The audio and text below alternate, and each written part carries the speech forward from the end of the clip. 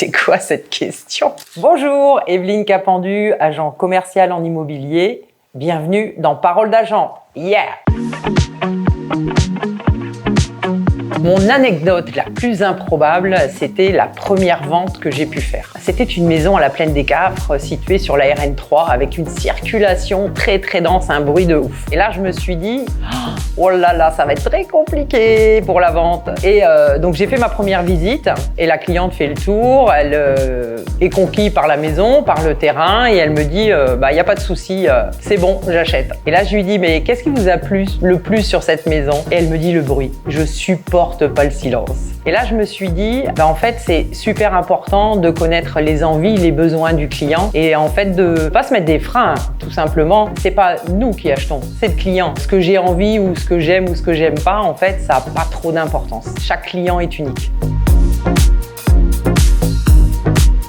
Est-ce que j'ai déjà eu une visite où je me suis dit non, c'est pas possible? Il est vrai qu'on a des biens qui sont un petit peu compliqués, qui ont des situations particulières, mais je pense que rien n'est impossible. En fait, ce qui est important, c'est de connaître les difficultés qui sont présentes, d'essayer au maximum de trouver des solutions en fait avec le vendeur. Et ce qui fait matcher la vente, en fait, c'est le partenariat qu'on va créer avec le vendeur, c'est le rapport de confiance. Si je suis bien en confiance avec mon vendeur, il va me faire confiance tout simplement. Et puis, c'est aussi en fait de lui apporter des partenaires avec qui on travaille, des notaires, des courtiers, des experts comptables. Et en fait, c'est toute cette synergie qui va faire que le bien va se vendre et va bien se vendre et dans des bonnes conditions.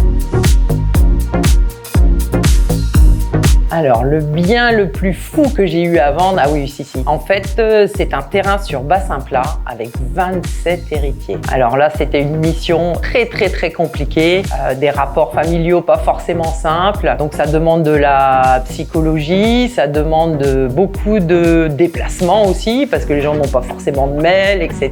Essayer de garder une harmonie la plus favorable possible jusqu'au bout.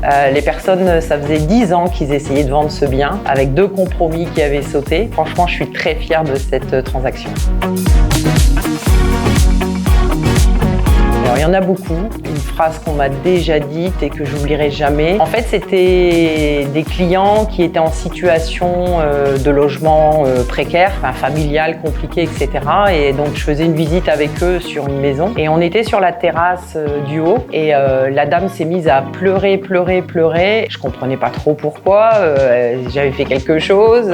Et en fait, une fois qu'elle a repris ses esprits, elle me dit « Vous êtes mon soleil, vous illuminez ma vie ». Et là, je l'ai prise dans mes bras et on s'est mis à pleurer tous les deux.